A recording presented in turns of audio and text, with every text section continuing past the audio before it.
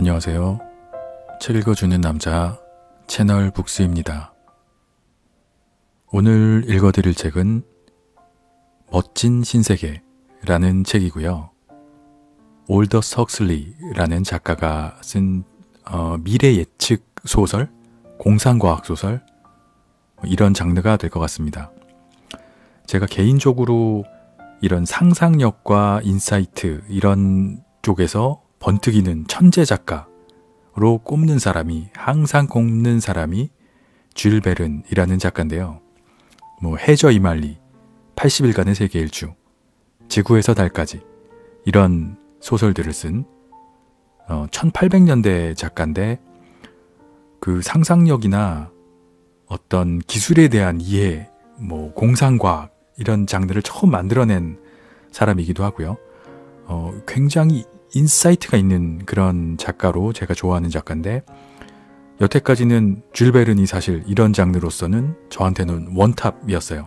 유일하게 최고의 작가였는데 이번에 멋진 신세계를 읽고 올더스 헉슬리가 거의 공동 1위가 될 정도의 느낌으로 그 통찰력과 상상력 이런 쪽에서 굉장히 천재적인 작가입니다. 거의 예언가 같은 느낌이 들 정도로 1900년대 초반 작가이고요. 요 멋진 신세계는 1930년경, 32년쯤 쓰여진 작품인데 거의 100년 전이죠.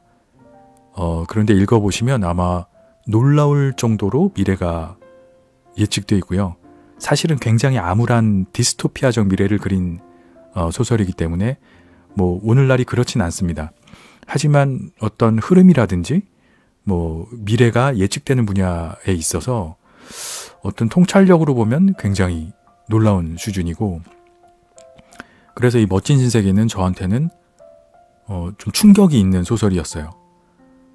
디스토피아적 소설로 유명한 게 조지 오웰의 1984라는 소설이 있습니다. 빅브라더라는 개념이 나오고요. CCTV 같은 것들이 인간을 항상 관찰하고 감시하고 있는 이런 사회를 그린 1984라는 소설이 있는데 디스토피아적 미래를 그린 소설의 대표작으로 꼽히는 소설 중에 하나죠. 근데 사실 그 소설을 저는 너무 재밌게 봐서 같은 디스토피아적 미래를 그린 이 멋진 신세계는 그만 못할 거라고 사실 생각했어요. 그래서 손이 잘 안 가더라고요. 1984를 읽었기 때문에 비슷한 느낌일 거다라는 생각을 가졌는데 이번에 읽어보고 사실 조지 오웰한테는 좀 죄송하지만 훨씬 좋았어요. 제 개인적으로는. 그래서 아주 강력하게 추천드리는 책이고요. 재미도 있습니다. 너무 재밌고 이야기도 그리고 생각할 부분도 굉장히 많아요. 저희한테 주는 어떤 메시지라든지 생각해 봐야 될 부분들 너무너무 많고 재미도 있고 의미도 있고 그런 책이라서 꼭 한번 읽어보셨으면 하는 그런 소설입니다. 자세한 얘기를 하자면은 너무 많은 개념이 있어서 끝도 없는데 좀 재밌는 포인트를 몇 가지 얘기 드리자면은 그 시대적인 배경이 되는 상황이 저희 서기 기원으로 하면은 한 2500년경 근처의 이야기예요. 거의 앞으로도 한 500년 남은 얘기인데 거기서는 서기를 쓰지 않고 포드력이라는 거를 써요. 미국의 자동차왕 포드, 지금도 있는 포드 자동차죠. 거기에 이제 1900년대 초반에 T 모델이라는 그 자동차를 포드사가 내면서 자동차라는 게 대중화가 됐는데 그거를 신기원으로 해서 그때를 1년으로 해서 포드력 몇 년 이렇게 연도를 측정하는 그런 세상의 이야기입니다. 그래서 이렇게 그 천주교에서 십자가를 그리는 성호를 긋는다라고 하죠. 그런 것처럼 포드의 모델 T를 따서 포드를 거의 신적으로 모시고 그 성호를 긋듯이 십자가를 긋듯이 T자를 그려요. 그런 세상입니다. 이런 아이디어나 이런 상상력 같은 게 참 기발하고 재밌어요. 그리고 여러 가지 나오는 것들 중에 인간에 대한 개념, 인간이 처음부터 그냥 계급을 나눠서 만들어지는 이런 사회라는 거, 엄마 아빠가 없는 거죠. 부모님이 없는 가정이라는 게 없고 부부라는 것도 없고 당연히 뭐 그런 세상이고 지금은 수조론이라고 해서 금수저, 흑수저가 있는 것처럼 아예 인간을 만들 때부터 알파, 베타, 델타, 감마 이렇게 계급을 나눠서 제조가 됩니다. 만들어지고 그리고 낮은 계급은 일부러 키도 작게 만들고 머리도 좀 좋지 않게 만들어서 단순 노동에 투입하기 위해서 일부러 거기 표현으로는 질을 낮게 만들어요. 그래서 인간을 필요한 양과 질을 조절해서 만들어내는 세상이 요 멋진 신세계입니다. 그래서 얼마나 멋지냐, 아무런 고민과 스트레스도 없이 모든 게 행복하게 돌아가는 반어적인 표현이죠. 그런 멋진 신세계를 그린 이야기입니다. 더 얘기하면은 굉장히 많은 스포가 될 것 같아서 뭐 의욕이 굉장히 지금 제가 강하지만 조금 스포를 막기 위해서 이 정도로 정리를 해보고요. 제가 말씀드릴 수 있는 건 꼭 한번 읽어보셨으면 하는 소설이라는 거고요. 너무 제가 재밌다는 얘기를 많이 해서 혹시라도 너무 높은 기대를 가지고 읽어서 조금 재미가 감소될까 봐 걱정입니다. 오히려 그냥 편안한 마음으로 한번 읽어보시면 아주 좋은 작품이라고 생각합니다. 그래서 읽어보시기를 추천드리고요. 앞쪽의 일부를 오디오북으로 제가 지금부터 낭독하도록 하겠습니다. 멋진 신세계 올더스 헉슬리 지음 문예 출판사 1. 겨우 34층밖에 되지 않는 나지막한 회색 빌딩 중앙 현관 위에는 런던 중앙 인공부화 조건반사 양육소라는 간판이 붙어있고 방패 모양의 현판에는 공유, 균등, 안정이라는 3개 국가의 표가 보인다. 1층의 거대한 방은 북쪽을 향해 있었다. 방 안은 열대지방같이 더웠으나 창밖은 여름이었는데도 불구하고 황량하고 희미한 광선이 싸늘하게 창문을 통해 비집고 들어와 누군가 실험실용 가운을 입은 모습, 다시 말해서 어떤 창백하고 소름이 끼친 학자의 모습이 보이나 해서 허겁지겁 찾았지만 그 근처에서 보이는 것은 실험실용 플라스크와 니켈과 스산하게 빛나는 도자기류 뿐이었다. 모든 것이 살벌함을 겨루고 있었다. 거기서 근무하는 자들은 흰 작업복을 입고 있었고 손에는 시체같이 창백한 고무장갑을 끼고 있었다. 조명은 차갑게 죽어 있었다. 유령, 바로 그것이었다. 다만 현미경의 노란 원통에 반사된 빛은 무언가 풍요로운 생동감을 발하고 있었고 작업대의 깊은 안쪽까지 버터와 같이 매끈한 원통을 따라 현란한 원을 그리고 있었다. 여기가 수정실입니다. 하고 소장이 문을 열며 말했다. 300명의 수정 개원은 인공부화 조건반사 양육소 소장이 방에 들어올 때 그들의 기구에 몸을 굽히고 숨을 죽인 것 같은 침묵 속에 빠져 있었다. 완전히 정신을 집중한 나머지 자아를 잊고 혼자서 콧노래라든지 휘파람을 불고 있었다. 새로운 한 단체 견습생들은 매우 어린 홍안의 풋내기들이었는데 불안한 표정으로, 아니 오히려 비굴해 보이는 자세로 소장의 뒤를 따라 들어왔다. 그들은 각자 손에 노트를 들고 있었고 소장이 말할 때마다 필사적으로 갈겨 쓰듯 받아 적고 있었다. 최고 권위자에게서 직접 배운다는 것은 소중한 특권이었다. 런던 중앙 인공부화 조건반사 양육소 소장은 신입 견습생들이 오면 몸소 안내하며 각 부서를 보여주는 것이 상례였다. 다만 여러분들의 전반적인 이해를 돕기 위해서입니다. 소장은 견습생들에게 그렇게 설명하곤 했다. 사실 그들이 자신들의 일을 현명하게 수행하려면 전반적인 이해가 필요하겠지만 만일 사회의 선량하고 행복한 성원이 되려면 전반적 이해는 최소한으로 억제해야 한다.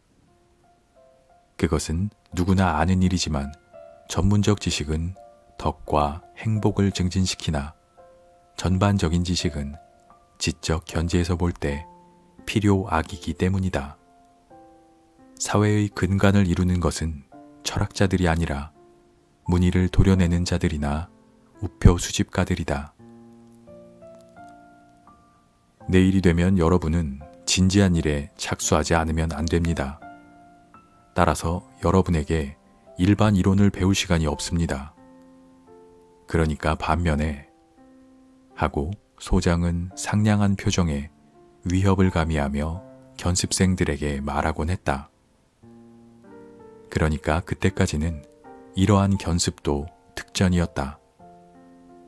최고 권위자의 직강을 노트에 받아쓰는 것은 특전이었다.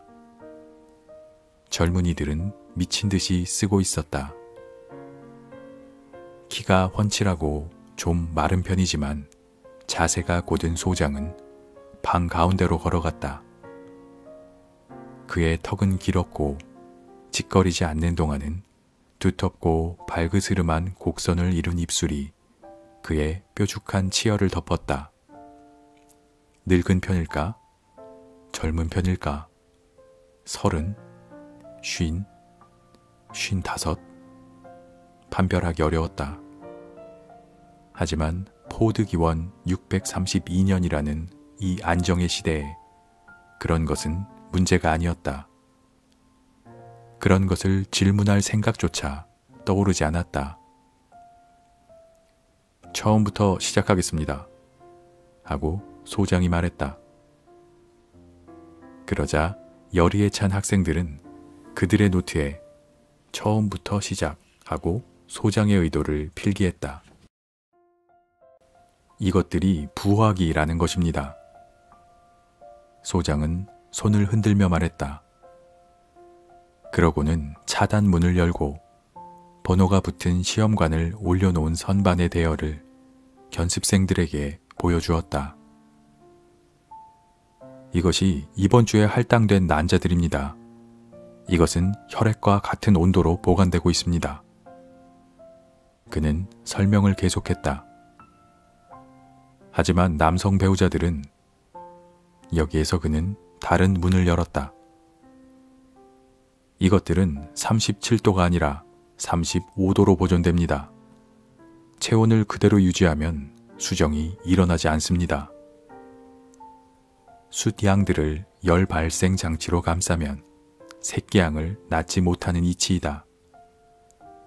소장이 부화기에 몸을 기댄 채 현대식 수정법을 간결하게 설명하는 동안 견습생들은 연필을 읽을 수도 없는 필체로 노트 위에 휘갈기고 있었다.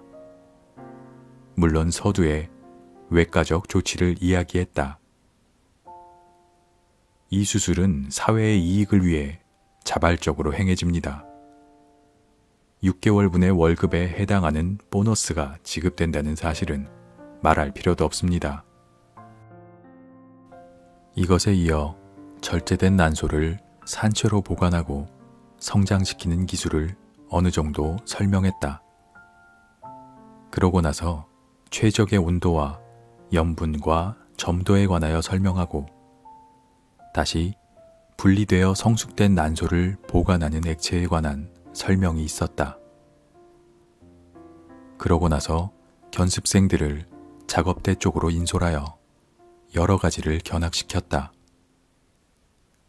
이상에서 말한 액체를 시험관으로부터 끌어내는 방법, 그 액체를 현미경에 특별히 데운 슬라이드 위로 한 방울씩 떨어뜨리는 방법, 그 한 방울 한 방울 속에 담긴 난소의 이상 여부를 검출하여 그 수를 파악하고 다시 그것을 다공질 용기에 옮기는 방법, 다시 이 용기를 정충들이 자유롭게 유영하고 있는 수프 같은 액체에 담근다는 것. 1세제곱센티미터당 최소한 10만 개의 정충이 집결해 있다고 소장은 역설했다. 그리고 10분이 지나면 그 용기를 액체로부터 건져 그 내용물을 다시 검사한다. 어떤 난소가 수정을 일으키지 않았다면 다시 한번 그 액체에 담근다. 필요하면 몇 번이고 반복한다. 수정된 난소는 다시 부화기로 옮겨진다. 알파나 베타 계급은 완전히 봉해지기까지 그곳에 그대로 두지만 감마, 델타, 엡실론 계급은 36시간만 지나면 그곳에서 꺼내어 보카노프스키법으로 처리된다. 보카노프스키법 하고 소장은 반복했다. 그러자 연습생들은 그들의 작은 노트 속에 적힌 그 단어에 밑줄을 그었다. 한 개의 난저로부터 하나의 태아가 나오고 거기서 한 사람의 성인이 생긴다. 이것을 정상이라 한다. 그러나 보카노프스키법으로 처리된 알은 싹이 나고 증식해서 분열한다. 8에서 96개의 싹을 틔우며 그 한 개 한 개가 성장하여 완전한 형태를 지닌 태아가 되고 각각의 태아는 완전한 크기의 성인이 된다. 전에는 한 인간이 자라던 곳에서 96명이 자라도록 한다. 이거야말로 진보가 아니고 무엇인가? 본질적으로 보카노프스키법이란 일련의 성장 억제 조치로 구성된 것입니다. 정상적인 성장을 억제할 때 알들은 그것에 대응하여 발화 현상을 일으킨다는 말입니다. 정말 역설적인 현상입니다. 하고 소장은 결론을 내렸다. 연습생들의 연필은 바삐 달렸다. 소장은 지적했다. 매우 서서히 움직이는 컨베이어 위에 놓인 시험관이 가득한 선반이 큼직한 금속 상자 속으로 들어가고 또 하나의 시험관이 담긴 선반은 거기에서 나오고 있었다. 기계는 부드러운 소리로 울고 있었다. 시험관들이 그곳을 통과하는 데는 8분이 걸린다고 그가 설명했다. 강력한 엑스레이를 8분간 견딘다는 것은 난자가 감당할 수 있는 극한치라는 것이다. 그 중에는 사멸하는 난자도 있다. 생존한 것들 중에서 가장 반응이 약한 난자는 2개로 분열하지만 대개는 4개의 싹을 내민다. 어떤 것은 8개의 싹을 내민다. 다시 모든 것은 부화기로 환원된다. 거기서 싹은 자라기 시작한다. 그러다가 이틀 후에는 급격히 냉각시킨다. 냉각시켜 발육을 억제시키는 것이다. 그 각각의 싹은 2개, 4개, 8개로 발화된다.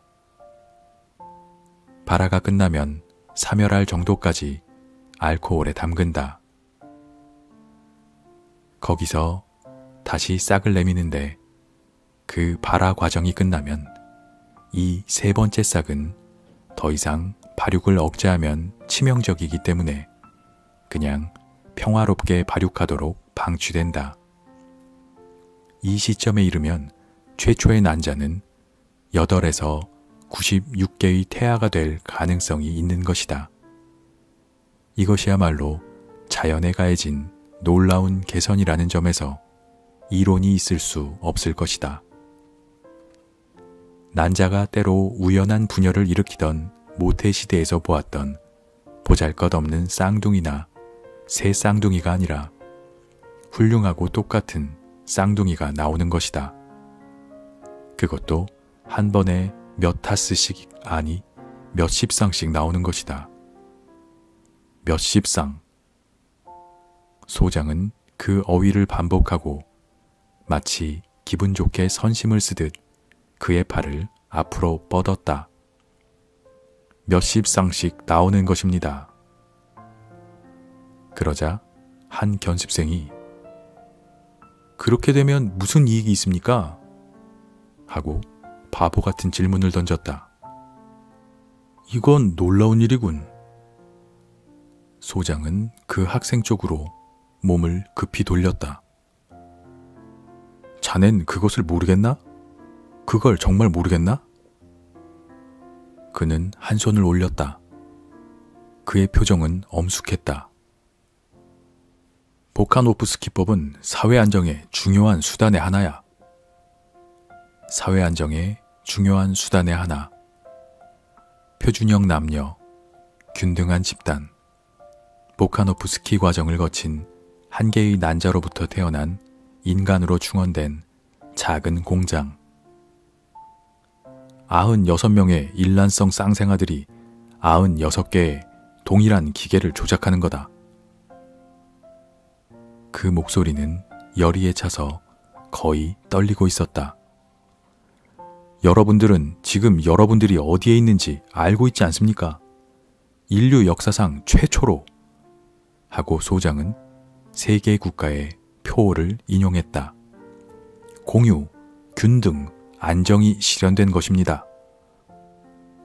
거창한 말이다. 우리가 무한히 보카노프스키 과정을 지속시킬 수 있다면 모든 문제는 해결될 것입니다. 표준형의 감마 계급, 한결같은 델타 계급, 균등한 엡실론 계급의 경우는 이미 해결되었다. 수백만의 일란성 쌍생아를 생산할 수 있다. 대량 생산의 원칙이 마침내 생물학에 응용된 것이다.